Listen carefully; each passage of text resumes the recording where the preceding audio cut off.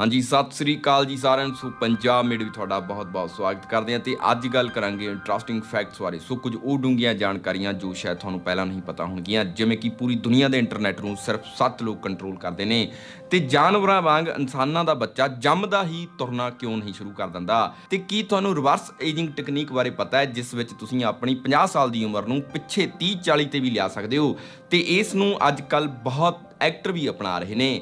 ਸੋ ਇਸ ਤਰ੍ਹਾਂ ਦੇ ਬਹੁਤ ਸਾਰੇ ਇੰਟਰਸਟਿੰਗ ਫੈਕਟਸ ਤੁਹਾਨੂੰ ਇਸ ਵੀਡੀਓ ਵਿੱਚ ਦੇਖਣ ਨੂੰ ਮਿਲਣਗੇ। ਜੇਕਰ ਤੁਸੀਂ ਲਾਸਟ ਤੱਕ ਇਹ ਵੀਡੀਓ ਦੇਖਦੇ ਹੋ ਤਾਂ ਤੁਹਾਨੂੰ ਬਹੁਤ ਕੁਝ ਨਵਾਂ ਸਿੱਖਣ ਨੂੰ ਮਿਲੇਗਾ। ਸੋ ਅੱਗੇ ਗੱਲ ਕਰਦੇ ਹਾਂ ਇਨਸਾਨ ਦੀ ਏਜ ਨੂੰ ਰੋਕਣ ਵਾਲੀ ਥੈਰੇਪੀ ਬਾਰੇ। HBOT ਹਾਈਪਰਬੈਰਿਕ ਆਕਸੀਜਨ ਥੈਰੇਪੀ, ਜੋ ਇਨਸਾਨ ਦੀ ਏਜ ਹੀ ਨਹੀਂ ਬਲਕਿ ਇਨਸਾਨ ਦੇ ਟਿਸ਼ੂ, ਸੈੱਲ, ਹੋਰ ਬਹੁਤ ਸਾਰੀਆਂ ਚੀਜ਼ਾਂ ਨੂੰ ਸਮੂਥ ਕਰ ਦਿੰਦੀ ਹੈ, ਜਿਸ ਨਾਲ ਉਸ ਦੀ ਉਮਰ ਬਹੁਤ ਘੱਟ ਦਿਸਣ ਲੱਗ ਜਾਂਦੀ ਹੈ। ਤੇ ਜੋ ਤੁਸੀਂ ਅਨਿਲ ਕਪੂਰ ਨੂੰ ਇੱਕ ਚੈਂਬਰ ਵਿੱਚ ਖੜੇ ਹੋਏ ਦੇਖਿਆ ਹੋਵੇਗਾ, ਇਹ ਇੱਕ ਤਰ੍ਹਾਂ ਦੀ ਥੈਰੇਪੀ ਹੁੰਦੀ ਹੈ ਜਿਸ ਵਿੱਚ 100% ਪਿਓਰ ਆਕਸੀਜਨ ਵਾਲੇ ਚੈਂਬਰ ਵਿੱਚ ਤੁਹਾਨੂੰ ਰੱਖਿਆ ਜਾਂਦਾ ਹੈ ਤੇ ਇਸ ਨੂੰ ਬਹੁਤ ਸਾਰੇ ਐਥਲੀਟਸ ਰਿਕਵਰੀ ਲਈ ਵਰਤਦੇ ਨੇ। ਇਹ ਸਰੀਰ ਵਿੱਚ ਖੂਨ ਦੀਆਂ ਨਸਾਂ ਵਿੱਚ ਸਮੂਥਨੈਸ ਲਿਆਉਂਦੀ ਹੈ ਤੇ ਬਹੁਤ ਸਾਰੇ ਸਟੈਮ ਸੈੱਲ ਤੇ ਟਿਸ਼ੂਸ ਨੂੰ ਇੰਪਰੂਵ ਕਰਦੀ ਹੈ ਤੇ ਇਸ ਦੇ ਸਰੀਰ ਲਈ ਹੋਰ ਵੀ ਬਹੁਤ ਸਾਰੇ ਫਾਇਦੇ ਨੇ ਤੇ ਇਸ ਕਰਕੇ ਹੀ ਐਕਟਰ ਇਸ ਨੂੰ ਅੱਜ ਕੱਲ੍ਹ ਜ਼ਿਆਦਾ ਅਪਣਾ ਰਹੇ ਨੇ ਤੇ ਇਸ ਨੂੰ ਐਂਟੀ ਏਜ ਥੈਰੇਪੀ ਲਈ ਵੀ ਵਰਤਿਆ ਜਾਂਦਾ ਹੈ। ਸੋ ਇਸ ਬਾਰੇ ਤੁਹਾਨੂੰ ਇੱਕ ਹੋਰ ਕਮਾਲ ਦੀ ਗੱਲ ਦੱਸਦੇ ਹਾਂ, ਰਿਵਰਸ ਏਜਿੰਗ ਟੈਕਨੋਲੋਜੀ, ਮਤਲਬ ਆਪਣੀ ਉਮਰ ਨੂੰ ਵਾਪਸ ਮੋੜਨ ਦੀ ਤਕਨੀਕ, ਜੋ ਕਿ ਇੱਕ ਐਕਸਪੈਰੀਮੈਂਟ ਦੇ ਤੌਰ ਤੇ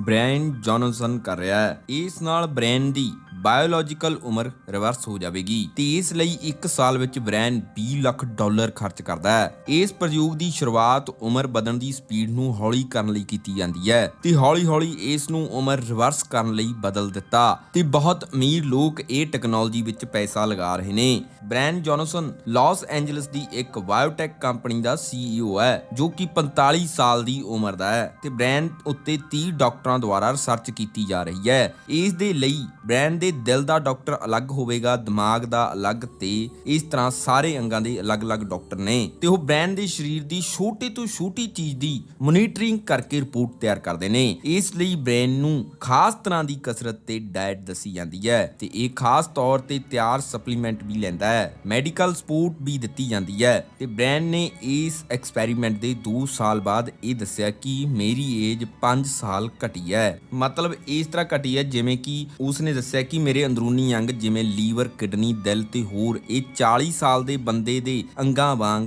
ਜਾਂ ਕਹਿ ਲਓ ਕਿ ਉਸ ਦੇ ਬਰਾਬਰ ਕੰਮ ਕਰ ਰਹੇ ਨੇ ਤੇ ਬ੍ਰੇਨ ਆਪਣੇ ਆਪ ਨੂੰ ਦੁਬਾਰਾ ਤੋਂ 18 ਸਾਲ ਦਾ ਬਣਾਉਣਾ ਚਾਹੁੰਦਾ ਹੈ। ਤੇ ਹੁਣ ਬਹੁਤ ਸਾਰੇ ਲੋਕ ਉਸ ਨੂੰ ਇਸ ਕਾਰਨ ਬੁਰਾ ਭਲਾ ਵੀ ਕਹਿ ਰਹੇ ਨੇ, ਪਰ ਇੱਕ ਗੱਲ ਸੋਚਣ ਵਾਲੀ ਹੈ ਕਿ ਉਸਨੇ ਇਹ ਐਕਸਪੈਰੀਮੈਂਟ ਲਈ ਆਪਣੇ ਆਪ ਖੁਦ ਨੂੰ ਚੁਣਿਆ, ਨਾ ਕਿ ਕਿਸੇ ਜਾਨਵਰ ਜਾਂ ਪੰਛੀ ਨੂੰ।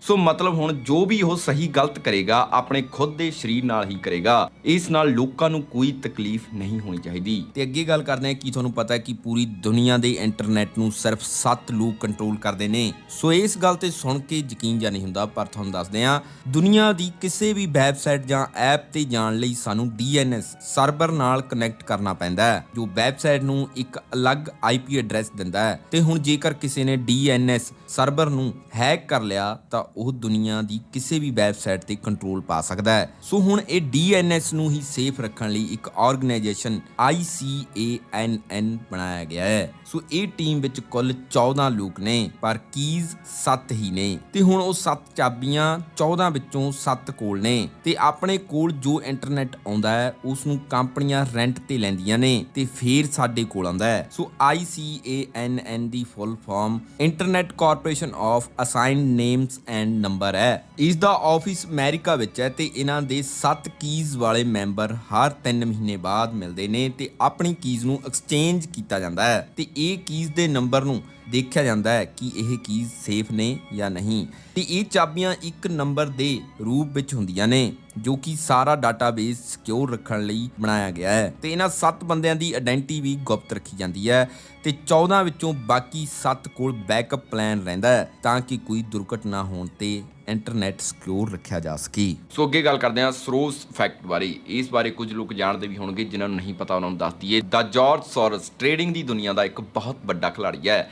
ਇਸ ਨੇ 1992 ਵਿੱਚ ਇੱਕ ਦਿਨ ਵਿੱਚ ਇੰਨੇ ਪੈਸੇ ਕਮਾਏ ਕਿ ਤੁਸੀਂ ਸੋਚ ਵੀ ਨਹੀਂ ਸਕਦੇ। ਇਸ ਨੇ 1992 ਵਿੱਚ ਇੱਕ ਦਿਨ ਵਿੱਚ 1 ਬਿਲੀਅਨ ਦਾ ਪ੍ਰੋਫਿਟ ਬਣਾਇਆ ਸੀ। ਸੋ ਇਸ ਬੰਦੇ ਨੇ ਇੱਕ ਦਿਨ ਵਿੱਚ 10 ਬਿਲੀਅਨ ਪਾਉਂਡ ਮਾਰਕੀਟ ਵਿੱਚ ਸੇਲ ਕਰ ਦਿੱਤੇ ਤੇ ਪਾਉਂਡਸ ਵੇਚ ਕੇ ਉਸਨੇ ਜਰਮਨ ਮਾਰਕਸ ਖਰੀਦ ਲਏ ਸੀ ਤੇ ਮਾਰਕੀਟ ਵੀ ਇਹ ਸੈਲਿੰਗ ਦੇਖ ਕੇ ਪਾਉਂਡ ਸੈਲ ਕਰਨ ਲੱਗੀ, ਜਿਸ ਕਾਰਨ ਬ੍ਰਿਟਿਸ਼ ਪਾਉਂਡ ਮੁੱਦੇ ਮੂੰਹ ਗਿਰਿਆ। ਇਸ ਤੋਂ ਬਾਅਦ ਜਰਮਨੀ ਮਾਸਕ ਤੋਂ ਇਹਨਾਂ ਨੇ ਚੀਪ ਪ੍ਰਾਈਸ ਵਿੱਚ ਪਾਉਂਡਸ ਖਰੀਦ ਲਏ ਤੇ ਇਹ 15% ਦਾ ਜੋ ਗੈਪ ਸੀ ਇਹ ਸੀ 1.5 ਬਿਲੀਅਨ ਦਾ। ਸੋ ਇਸ ਤਰ੍ਹਾਂ ਇਹ ਵੱਡੇ ਦੇਸ਼ਾਂ ਦੀਆਂ ਕਰੰਸੀਆਂ ਨੂੰ ਗੇਰ ਕੇ ਪੈਸਾ ਕਮਾਉਂਦੇ ਨੇ। ਇਸੇ ਤਰ੍ਹਾਂ ਇਹਨਾਂ ਨੇ ਥਾਈਲੈਂਡ ਵਿੱਚ ਕੀਤਾ ਸੀ। ਪਰ ਕੁਝ ਵੀ ਹੈ, ਇਸ ਬੰਦੇ ਦੀ ਸਕਸੈਸ ਨੇ ਇਹ ਜ਼ਰੂਰ ਦੱਸਿਆ ਕਿ ਰਿਸਰਚ ਐਂਡ ਐਨਾਲਿਸਿਸ ਦਾ ਕਿੰਨਾ ਇੰਪੋਰਟੈਂਸ ਹੈ। ਸੋ ਇਸ ਨੇ ਮਾਰਕੀਟ ਵਿੱਚ ਓਪਰਚੁਨਿਟੀਜ਼ ਨੂੰ ਪਹਿਚਾਣਿਆ ਤੇ ਇੱਕ ਵੈਲ ਇਨਫਾਰਮਡ ਸਟ੍ਰੈਟਜੀ ਬਣਾਈ। ਸੋ ਹਰ ਇੱਕ ਟ੍ਰੇਡਰ ਲਈ ਇਨਫੋਰਮੇਸ਼ਨ ਕਲੈਕਟ ਕਰਨਾ, ਡਾਟੇ ਨੂੰ ਐਨਾਲਿਸਿਸ ਕਰਨਾ ਤੇ ਮਾਰਕੀਟ ਦੇ ਟ੍ਰੈਂਡ ਨੂੰ ਚੈੱਕ ਕਰਨਾ, ਇਹ ਚੀਜ਼ਾਂ ਬਹੁਤ ਜ਼ਰੂਰੀ ਹੁੰਦੀਆਂ ਨੇ। ਜਦ ਕਿ ਅੱਜ ਕੱਲ੍ਹ ਲੋਕ ਸਿੱਧੇ ਹੀ ਟ੍ਰੇਡਿੰਗ ਸ਼ੁਰੂ ਕਰ ਦਿੰਦੇ ਨੇ। ਸੋ ਜੇਕਰ ਤੁਸੀਂ ਸੋਚ ਰਹੇ ਹੋ ਕਿ ਇਹ ਸਭ ਕੁਝ ਪਤਾ ਕਿਵੇਂ ਕਰਿਆ ਜਾਵੇ ਤਾਂ ਤੁਸੀਂ xm.com ਯੂਜ਼ ਕਰ ਸਕਦੇ ਹੋ। ਇਹ ਪਲੇਟਫਾਰਮ ਤੇ ਤੁਹਾਨੂੰ ਤਾਜ਼ਾ ਰਿਸਰਚ ਤੇ ਐਜੂਕੇਸ਼ਨ ਮਟੀਰੀਅਲ ਮਿਲ ਜਾਂਦਾ ਹੈ, ਜਿਵੇਂ ਕਿ ਮਾਰਕੀਟ ਐਨਾਲਿਸਿਸ ਰਿਪੋਰਟਸ ਤੇ ਇਕਨੋਮਿਕ ਕੈਲੰਡਰ ਤੇ ਇਸ ਤਰ੍ਹਾਂ ਦੀਆਂ ਹੋਰ ਬਹੁਤ ਸਾਰੀਆਂ ਚੀਜ਼ਾਂ ਤੁਹਾਨੂੰ ਇੱਥੇ ਮਿਲ ਜਾਣਗੀਆਂ। ਸੋ ਇੱਥੇ ਤੁਹਾਨੂੰ 8 different asset classes, 1000 plus instruments like crypto, 골ਡ, US ਸਟਾਕ, ਕਮੋਡਿਟੀ, ਫੋਰੈਕਸ ਵਰਗੀਆਂ ਬਹੁਤ ਸਾਰੀਆਂ ਚੀਜ਼ਾਂ ਮਿਲ ਜਾਣਗੀਆਂ। ਸੋ XM ਅਲਟਰਾ ਲੋ ਅਕਾਊਂਟ ਦੇ ਨਾਲ ਤੁਸੀਂ ਸਵੈਪ ਫ੍ਰੀ ਟ੍ਰੇਡਿੰਗ ਤੇ ਕਮਿਸ਼ਨ ਫ੍ਰੀ ਟ੍ਰੇਡਿੰਗ ਦਾ ਫਾਇਦਾ ਵੀ ਲੈ ਸਕਦੇ ਹੋ ਤੇ ਆਪਣੀ ਬ੍ਰੋਕਰੇਜ ਫੀਸ ਬਚਾ ਸਕਦੇ ਹੋ ਤੇ ਕਸਟਮਰ ਸਪੋਰਟ ਤੁਹਾਨੂੰ ਇੰਗਲਿਸ਼ ਤੇ ਲੋਕਲ ਲੈਂਗੁਏਜ ਵਿੱਚ ਵੀ ਮਿਲ ਜਾਵੇਗੀ ਤੇ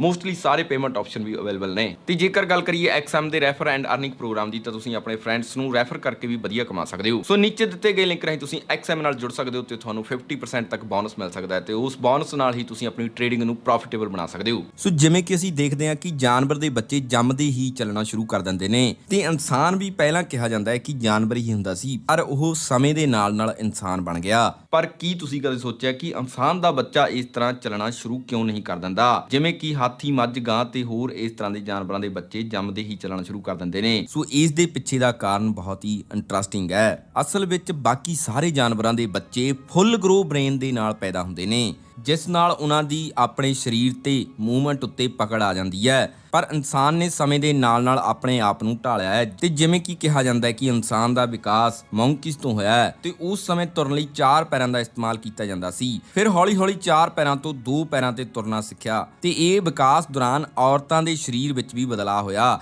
ਜਿਸ ਨਾਲ ਉਹ ਫੁੱਲ ਗਰੋ ਬ੍ਰੇਨ ਨਾਲ ਬੱਚਾ ਪੈਦਾ ਨਹੀਂ ਸੀ ਕਰ ਸਕਦੀਆਂ, ਜਿਸ ਕਰਕੇ ਹਿਊਮਨ ਅੱਜ ਦੇ ਸਮੇਂ ਬਹੁਤ ਹੀ ਇਮੈਚੁਰ ਦਿਮਾਗ ਨਾਲ ਪੈਦਾ ਹੁੰਦਾ ਹੈ। ਪਰ ਸਮੇਂ ਦੇ ਨਾਲ ਘੱਟੋ-ਘੱਟ 1 ਸਾਲ ਵਿੱਚ ਉਹ ਆਪਣੇ ਸਰੀਰ ਤੇ ਕੰਟਰੋਲ ਕਰਨਾ ਸਿੱਖ ਜਾਂਦਾ ਹੈ ਤੇ ਜਦੋਂ ਉਸਦਾ ਦਿਮਾਗ ਗਰੋ ਹੋਣਾ ਸ਼ੁਰੂ ਹੁੰਦਾ ਹੈ ਉਦੋਂ ਹੀ ਉਹ ਆਪਣੇ ਸਰੀਰ ਨੂੰ ਮੂਵਮੈਂਟ ਕਰਨ ਲਈ ਤਿਆਰ ਕਰਦਾ ਹੈ। ਸੋ ਹੁਣ ਕੁੱਲ ਮਿਲਾ ਕੇ ਗੱਲ ਇਹ ਹੈ ਕਿ ਜੇਕਰ ਫੁੱਲ ਗਰੋ ਬ੍ਰੇਨ ਨਾਲ ਬੱਚਾ ਪੈਦਾ ਹੋਵੇ ਤਾਂ ਉਹ ਮਾਂ ਤੇ ਬੱਚੇ ਦੋਨਾਂ ਲਈ ਖਤਰਨਾਕ ਹੋ ਸਕਦਾ ਹੈ। ਹਾਂ, ਪਰ ਉਹ ਜੰਮਦਾ ਹੀ ਤੁਰ ਵੀ ਸਕਦਾ ਹੈ ਤੇ ਕਈ ਉਹ ਗੱਲਾਂ ਵੀ ਉਹ ਕਰੇਗਾ ਜੋ 1-1.5 ਸਾਲ ਦਾ ਬੱਚਾ ਕਰਦਾ ਹੁੰਦਾ ਹੈ। ਪਰ ਇਹ ਖਤਰਨਾਕ ਹੈ, ਇਹ ਸਿਰਫ ਜਾਨਵਰਾਂ ਵਿੱਚ ਹੀ ਦੇਖਣ ਨੂੰ ਮਿਲਦਾ ਹੈ। ਇਸ ਕਰਕੇ ਹੀ ਇਨਸਾਨ ਦਾ ਬੱਚਾ ਜੰਮਦਾ ਤੁਰਦਾ ਨਹੀਂ। ਸੋ ਅੱਗੇ ਗੱਲ ਕਰਦੇ ਹਾਂ। ਅੱਜ ਸਾਡੇ ਫੋਨਾਂ ਦੇ ਕੈਮਰੇ 100 ਤੋਂ 120 ਮੈਗਾਪਿਕਸਲ ਤੱਕ ਪਹੁੰਚ ਗਏ ਨੇ, ਪਰ ਕੀ ਤੁਸੀਂ ਦੁਨੀਆ ਦੇ ਸਭ ਤੋਂ ਪਾਵਰਫੁਲ ਕੈਮਰੇ ਬਾਰੇ ਜਾਣਦੇ ਹੋ?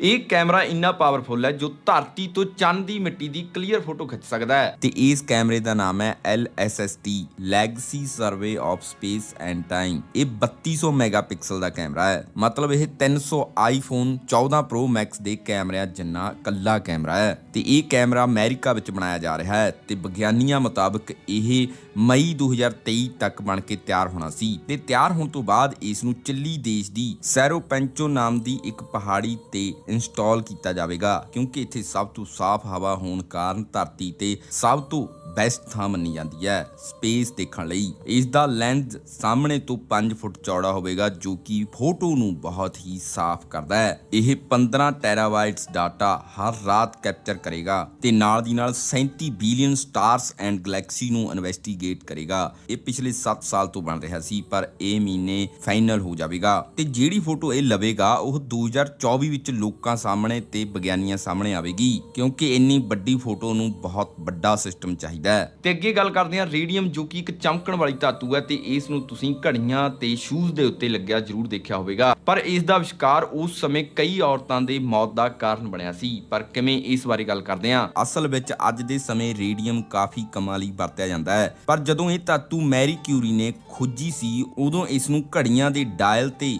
ਹੋਰ ਸਜਾਵਟ ਵਾਲੀਆਂ ਚੀਜ਼ਾਂ ਨੂੰ ਚਮਕਾਉਣ ਲਈ ਵਰਤਿਆ ਜਾਂਦਾ ਸੀ ਤੇ 1917 ਦੇ ਕਰੀਬ ਬਹੁਤ ਸਾਰੀਆਂ ਔਰਤਾਂ ਵੱਡੀ ਗਿਣਤੀ ਵਿੱਚ ਘੜੀਆਂ ਦੇ ਡਾਇਲ ਚਮਕਾਉਣ ਦੇ ਕੰਮ ਵਿੱਚ ਆਈਆਂ ਤੇ ਜਦੋਂ ਇਹ ਔਰਤਾਂ ਰੇਡੀਅਮ ਨੂੰ ਘੜੀ ਤੇ ਲਗਾਉਂਦੀਆਂ ਸੀ ਤਾਂ ਉਸ ਸਮੇਂ ਬੁਰਸ਼ ਨੂੰ ਨਕੀਲਾ ਬਣਾਉਣ ਲਈ ਮੂੰਹ ਨਾਲ ਗਿੱਲਾ ਕਰਕੇ ਕੰਮ ਕਰਦੀਆਂ ਰਹਿੰਦੀਆਂ ਸੀ ਤੇ ਉਹਨਾਂ ਨੂੰ ਇਹ ਨਹੀਂ ਪਤਾ ਸੀ ਕਿ ਇਹ ਖਤਰਨਾਕ ਧਾਤੂ ਹੈ ਤੇ ਉਦੋਂ ਸਭ ਤੋਂ ਪਹਿਲਾਂ ਇਹਨਾਂ ਔਰਤਾਂ ਦੇ ਜਬੜੇ ਖਰਾਬ ਹੋ ਜਾਂਦੇ ਤੇ ਹੌਲੀ-ਹੌਲੀ ਸਾਰਾ ਜ਼ਹਿਰ ਉਹਨਾਂ ਦੇ ਪੂਰੇ ਸਰੀਰ ਵਿੱਚ ਫੈਲ ਜਾਂਦਾ ਤੇ ਇਸ ਤਰ੍ਹਾਂ ਹੌਲੀ-ਹੌਲੀ ਔਰਤਾਂ ਦੀ ਮੌਤ ਹੋਣ ਲੱਗੀ ਜਦੋਂ ਤਾਂ ਉਹਨਾਂ ਔਰਤਾਂ ਦਾ ਸਰੀਰ ਦੇਖਿਆ ਗਿਆ ਤਾਂ ਉਹਨਾਂ ਦੀਆਂ ਹੱਡੀਆਂ ਵੀ ਚਮਕਦੀਆਂ ਸੀ। ਪਰ ਬਾਅਦ ਵਿੱਚ ਅਮਰੀਕਾ ਦੀ ਕੋਰਟ ਨੇ ਕੁਝ ਅਫਸਰਾਂ ਨੂੰ ਰੇਡੀਅਮ ਬਾਰੇ ਸਭ ਕੁਝ ਪਤਾ ਕਰਨ ਦਾ ਨਿਰਦੇਸ਼ ਦਿੱਤਾ ਤੇ ਫਿਰ ਜਾ ਕੇ ਪਤਾ ਲੱਗਿਆ ਕਿ ਰੇਡੀਅਮ ਇੱਕ ਜ਼ਹਿਰੀਲਾ ਪਦਾਰਥ ਹੈ ਜੋ ਕਿ ਬੈਨ ਹੋਣਾ ਚਾਹੀਦਾ ਹੈ ਤੇ ਕਾਫੀ ਲੰਬੀ ਲੜਾਈ ਤੋਂ ਬਾਅਦ ਕੋਰਟ ਨੇ ਇਹ ਧਾਤੂ ਇਸ ਤਰ੍ਹਾਂ ਬਿਨਾਂ ਨਿਗਰਾਨੀ ਤੋਂ ਵਰਤਣ ਲਈ ਬੈਨ ਲਗਾ ਦਿੱਤਾ ਤੇ ਹੈਰਾਨੀ ਦੀ ਗੱਲ ਇਹ ਹੈ ਕਿ ਅੱਜ ਦੇ ਸਮੇਂ ਇਸ ਧਾਤੂ ਨੂੰ ਕੈਂਸਰ ਦਾ ਰੋਗ ਠੀਕ ਕਰਨ ਲਈ ਵਰਤਿਆ ਜਾਂਦਾ ਹੈ। ਸੋ ਅੱਗੇ ਗੱਲ ਕਰਦੇ ਹਾਂ, ਗੋਲੀ ਦੀ ਰਫ਼ਤਾਰ 3000 ਕਿਲੋਮੀਟਰ ਪ੍ਰਤੀ ਘੰਟਾ ਹੁੰਦੀ ਹੈ ਪਰ ਜਿਹੜੀ ਗੋਲੀ ਦੀ ਅੱਜ ਆਪਾਂ ਗੱਲ ਕਰਨ ਵਾਲੇ ਆ ਇਸ ਨੂੰ ਦੁਨੀਆ ਦੀ ਸਭ ਤੋਂ ਸਲੋ ਗੋਲੀ ਮੰਨਿਆ ਗਿਆ ਹੈ। ਮਤਲਬ ਇਸ ਨੂੰ ਆਪਣੇ ਟਾਰਗੇਟ ਤੇ ਪਹੁੰਚਣ ਲਈ 20 ਸਾਲ ਲੱਗ ਗਏ। ਪਰ ਕਿਵੇਂ, ਇਸ ਬਾਰੇ ਗੱਲ ਕਰਦੇ ਹਾਂ। ਇਹ ਗੱਲ ਹੈ 1883 ਦੀ ਅਮਰੀਕਾ ਦੇ ਟੈਕਸਸ ਸ਼ਹਿਰ ਦੀ, ਜਿੱਥੇ ਹੈਨਰੀ ਨਾਮ ਦਾ ਇੱਕ ਬੰਦਾ ਆਪਣੀ ਗਰਲਫ੍ਰੈਂਡ ਮੈਸੀ ਦੇ ਨਾਲ ਰਹਿੰਦਾ ਸੀ। ਮੈਸੀ ਨੂੰ ਇੱਕ ਦਿਨ ਪਤਾ ਲੱਗਿਆ ਕਿ ਹੈਨਰੀ ਉਸ ਨਾਲ ਧੋਖਾ ਕਰ ਰਿਹਾ ਹੈ ਤਾਂ ਮੈਸੀ ਨੇ ਦੁਖੀ ਹੋ ਕੇ ਖੁਦਕੁਸ਼ੀ ਕਰ ਲਈ ਤੇ ਮੈਸੀ ਦਾ ਭਰਾ ਗੁੱਸੇ ਵਿੱਚ ਉੱਥੇ ਆਇਆ ਤੇ ਉਸਨੇ ਹੈਨਰੀ ਤੇ ਗੋਲੀ ਚਲਾ ਦਿੱਤੀ ਤੇ ਨਾਲ ਹੀ ਖੁਦ ਨੂੰ ਗੋਲੀ ਮਾਰ ਕੇ ਆਪਣੀ ਜਾਨ ਵੀ ਦੇ ਦਿੱਤੀ। ਪਰ ਹੈਰਾਨੀ ਵਾਲੀ ਗੱਲ ਇਹ ਸੀ ਕਿ ਹੈਨਰੀ ਦੇ ਗੋਲੀ ਨਹੀਂ ਲੱਗੀ ਸੀ, ਬਲਕਿ ਉਹ ਗੋਲੀ ਨਾਲ ਜ਼ਖਮੀ ਜ਼ਰੂਰ ਹੋਇਆ ਸੀ ਕਿਉਂਕਿ ਉਹ ਗੋਲੀ ਹੈਨਰੀ ਦੇ ਸਿਰ ਨੂੰ ਛੂਹ ਕੇ ਇੱਕ ਦਰਖਤ ਵਿੱਚ ਜਾ ਕੇ ਫਸ ਗਈ। ਪਰ ਮੈਸੀ ਦੇ ਭਰਾ ਨੇ ਆਪਣੇ ਆਪ ਨੂੰ ਪਹਿਲਾਂ ਹੀ ਮਾਰ ਲਿਆ ਸੀ ਕਿ ਬਾਅਦ ਵਿੱਚ ਵੀ ਇਸ ਦੇ ਕਤਲ ਕੇਸ ਵਿੱਚ ਮੈਨੂੰ ਅੰਦਰ ਜਾਣਾ ਪਵੇਗਾ। ਤੇ ਹੁਣ ਟਵਿਸਟ ਇਹ ਆਇਆ ਕਿ 20 ਸਾਲ ਬਾਅਦ ਜਦੋਂ ਹੈਨਰੀ ਇੱਕ ਦਿਨ ਦਰਖਤ ਕੱਟਣ ਗਿਆ ਤਾਂ ਦਰਖਤ ਬੜਾ ਹੋਣ ਕਰਕੇ ਉਸ ਤੋਂ ਕੱਟਿਆ ਨਾ ਗਿਆ ਤੇ ਉਸ ਨੇ ਡਰਿਲ ਨਾਲ ਹੋਲ ਕਰਕੇ ਉਸ ਦਰਖਤ ਵਿੱਚ ਛੋਟਾ ਬਾਰੂਦ ਦਾ ਬਣਿਆ ਇੱਕ ਬੰਬ ਫਿੱਟ ਕਰ ਦਿੱਤਾ ਤੇ ਜਦੋਂ ਬੰਬ ਦਾ ਧਮਾਕਾ ਹੋਇਆ ਤਾਂ ਉਹ ਗੋਲੀ ਉੱਥੋਂ ਨਿਕਲ ਕੇ ਹੈਨਰੀ ਦੇ ਆ ਕੇ ਲੱਗੀ ਤੇ ਹੈਨਰੀ ਧਰਤੀ ਤੇ ਡਿੱਗ ਗਿਆ। ਸੋ ਮਤਲਬ ਉਹੀ ਗੋਲੀ ਨੇ 20 ਸਾਲ ਬਾਅਦ ਹੈਨਰੀ ਦੀ ਜਾਨ ਲਈ। ਸੋ ਲਾਸਟ ਵਿੱਚ ਗੱਲ ਕਰਦੇ ਹਾਂ, ਪਹਿਲਾਂ ਲੋਕਾਂ ਦੇ 4-4 ਪੁੱਤ ਹੋਇਆ ਕਰਦੇ ਸੀ। ਇੱਕ ਦਾ ਵਿਆਹ ਕਰ ਲੈਂਦੇ ਸੀ, ਇੱਕ ਛੜਾ ਬੈਲੀ ਬਣ ਜਾਂਦਾ ਸੀ, ਇੱਕ ਭਗਤ ਬਣ ਜਾਂਦਾ ਸੀ ਤੇ ਇੱਕ ਅਮਲੀ ਬਣ ਜਾਂਦਾ ਸੀ। ਪਰ ਹੁਣ ਅੱਜ ਕੱਲ੍ਹ ਜ਼ਿਆਦਾਤਰ ਲੋਕਾਂ ਦੇ ਇੱਕ ਹੀ ਜਵਾਕ ਹੁੰਦਾ ਹੈ ਤੇ ਉਹੀ ਪਹਿਲਾਂ 30 ਸਾਲ ਛੜੇ ਬੈਲੀ ਵਾਲੀ ਜੂਨ ਹੰਢਾਉਂਦਾ ਹੈ ਤੇ ਫਿਰ ਵਿਆਹ ਕਰਾਉਂਦਾ ਹੈ ਤੇ ਵਿਆਹ ਤੋਂ ਬਾਅਦ ਫਿਰ 25% ਅਮਲੀ ਬਣ ਜਾਂਦਾ ਹੈ ਤੇ ਜਦੋਂ ਫਿਰ ਕਬੀਲਦਾਰੀ ਸਿਰ ਤੇ ਪੈਂਦੀ ਹੈ ਤਾਂ ਉਦੋਂ ਫਿਰ ਭਗਤ ਬਣ ਜਾਂਦਾ ਹੈ। ਤੇ ਇਸ ਦੇ ਵਿੱਚ ਅਸੀਂ ਚਿੱਟੇ ਵਾਲੇ ਕਾਊਂਟ ਨਹੀਂ ਕੀਤੇ ਕਿਉਂਕਿ ਉਹ ਇੱਥੋਂ ਤੱਕ ਪਹੁੰਚਦੇ ਹੀ ਨਹੀਂ। ਸੋ ਜੇਕਰ ਤੁਹਾਨੂੰ ਇਹ ਇਨਫੋਰਮੇਸ਼ਨ ਵਧੀਆ ਲੱਗੀ ਤਾਂ ਇੱਕ ਸ਼ੇਅਰ ਜ਼ਰੂਰ ਕਰ ਦਿਓ, ਤੁਹਾਡੇ ਇੱਕ ਸ਼ੇਅਰ ਨਾਲ ਬਹੁਤ ਵੱਡਾ ਪ੍ਰਭਾਵ ਪੈਂਦਾ ਹੈ। ਸੋ ਹਰ ਰੋਜ਼ ਮੋਟੀਵੇਸ਼ਨ ਦਾ ਡੋਜ਼ ਲੈਣ ਲਈ ਸਾਨੂੰ ਫੇਸਬੁੱਕ, ਇੰਸਟਾਗ੍ਰਾਮ ਤੇ ਟਵਿੱਟਰ ਉੱਤੇ ਫੋਲੋ ਕਰ ਸਕਦੇ ਹੋ। ਉੱਥੇ ਹਰ ਰੋਜ਼ ਮੋਟੀਵੇਸ਼ਨ ਦਾ ਡੋਜ਼ ਮਿਲਦਾ ਹੈ ਤੇ ਸਪੋਟੀਫਾਈ ਤੇ ਵੀ ਤੁਸੀਂ ਸਾਡੀ ਆਡੀਓ ਸੁਣ ਸਕਦੇ ਹੋ। ਜੇਕਰ ਤੁਹਾਨੂੰ ਕੁਝ ਵੀ ਵੀਡੀਓ ਵਿੱਚ ਚੰਗਾ ਲੱਗਦਾ ਤਾਂ ਚੈਨਲ ਸਬਸਕ੍ਰਾਈਬ ਜ਼ਰੂਰ ਕਰ ਲਿਓ। ਥੈਂਕ ਯੂ, ਧੰਨਵਾਦ।